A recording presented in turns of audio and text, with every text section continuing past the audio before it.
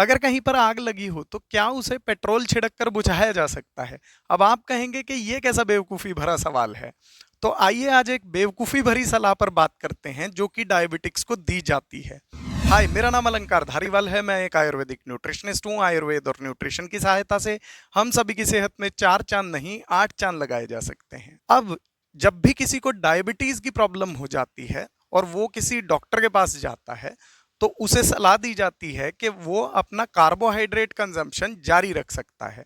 और अगर वो ऐसा करता है तो डेफिनेटली उसका शुगर भी बढ़ेगा और उसका इंसुलिन सिक्रीशन भी बढ़ता जाएगा।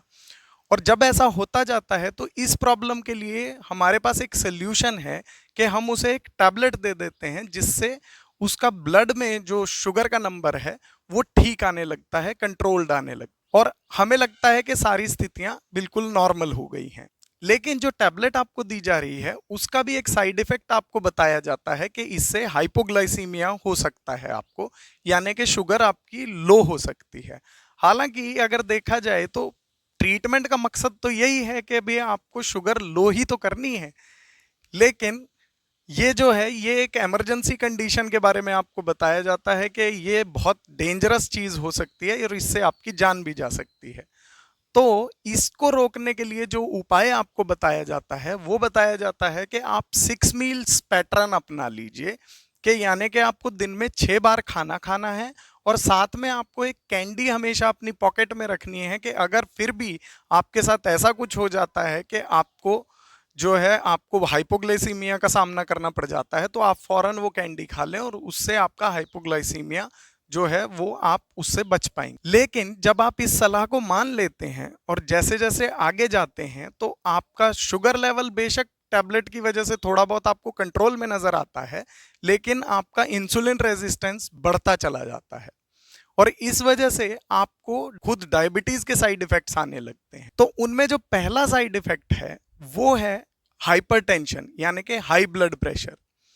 अब हाई ब्लड प्रेशर के लिए आपको जो सलाह दी जाती है वो दी जाती है कि सबसे पहले तो आपको सॉल्ट रेस्ट्रिक्ट करना है डाइट में। और क्या आपको पता है कि अगर आप सॉल्ट रेस्ट्रिक्ट करते हैं तो वो भी आपके इंसुलिन को ट्रिगर करता है, इंसुलिन रेजिस्टेंस को बढ़ावा देता है। इसके साथ ही जो आपको दूसरी सलाह दी जाती है वो दी जाती है कि आपको हाई ब्लड प्रेशर को कम करने के लिए डायूरेटिक्स लेने की सलाह दी जाती है। और अगर आप डायूरेटिक्स को लेते हैं तो डायूरेटिक्स का जो साइड इफेक्ट है वो भी इंसुलिन को ट्रिगर करता है और इंसुलिन रेजिस्टेंस को बढ़ावा देता है। अब इसके साथ ही जब हम अगले साइड इफेक्ट पे डायबिटीज के जाते हैं तो वो है कि आपका ये कोलेस्ट्रॉल बढ़ा देता है, हाई कोलेस्ट्रॉल कर देता है। तो हाई कोलेस्ट्रॉल जब आपको होता है तो उसके लिए आपको स्टैटिन ड्रग्स लेने की सलाह दी जाती है। और गेस व्हाट, स्टैटिन ड्रग्स का भी जो साइड इफेक्ट है वो है कि ये इंसुलिन रेजिस्टेंस को बढ़ावा देता है। तो इस तरह से आप देख सकते हैं कि इस सारी कवायद में आप देख पाएंगे कि ये एक फीडबैक लूप की तरह काम करता है और बार बार सारी चीज आके आपको इंसुलिन रेजिस्टेंस को बढ़ावा देती हुई दिखाई देती है। हर तरीके से बार बार आपके इंसुलिन रेजिस्टेंस को बढ़ावा मिल रहा है। खैर, अब हम आगे चलते हैं तो अगली सलाह जो आपको दी जाती है वो लो फैट डाइट लेने की सलाह दी जाती है। अब इस सारा जो सलाह आपको दी जा रही है उसमें जो फैट है वही अकेली ऐसी चीज है जो कि किसी भी तरह से इंसुलिन पर किसी भी तरह का असर नहीं दिखाती है। लेकिन यही आपको जो है रेस्ट्रिक्ट करने की सलाह दी जाती है। यहाँ पे आपको लीन मीट खाने की सलाह दी जाती है, जबकि ये देखा गया है कि जब भी आप हाई फैट मीट खाते हैं, हाई फैट प्रोटीन लेते हैं, तो उससे जो है आपके इंसुलिन पर कम असर देखा गया है। जबकि अगर आप लो फैट का प्रोटीन लेते हैं तो उससे आपका इंसुलिन पर ज़्यादा असर देखा जाता है।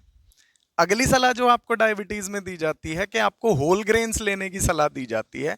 और अगर आप ग्लाइसेमिक इंडेक्स का चार्ट देखेंगे तो हैरान रह जाएंगे, क्योंकि होल ग्रेन्स जो हैं इसमें खुद शुगर से भी ऊपर आते हैं। इन सारी सलाहों को जब दिया जाता है तो आपको बताया जाता है कि ये सारी सलाहें आप अगर आप मानेंगे तो आप डायबिटीज की कॉम्प्लिकेशन से बच सकते हैं।